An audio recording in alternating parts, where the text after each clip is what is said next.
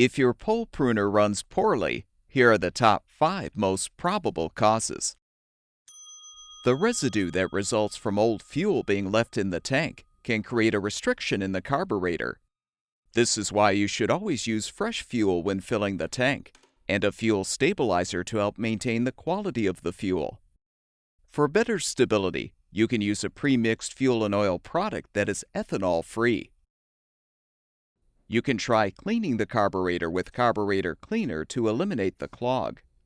If cleaning is not effective, you can often purchase a carburetor repair kit to replace some of the components, or install a new carburetor altogether. Old or bad fuel can also create a clog in the fuel filter, which can cause the pole pruner to run poorly. We recommend replacing the filter with a new one to solve the problem. A dirty air filter can cause the pole pruner to run poorly as well by restricting the air coming into the carburetor. The air filter should be replaced annually or whenever it is visibly soiled.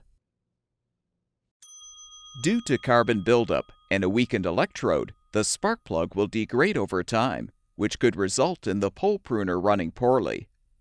You should inspect the spark plug for damage or wear. You can also use an ignition tester to help determine if the spark plug is defective. As a general guideline, we recommend replacing the spark plug once a year.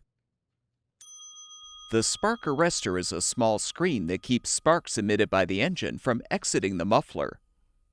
Over time, the arrestor can become clogged with soot, which may cause the engine to run poorly.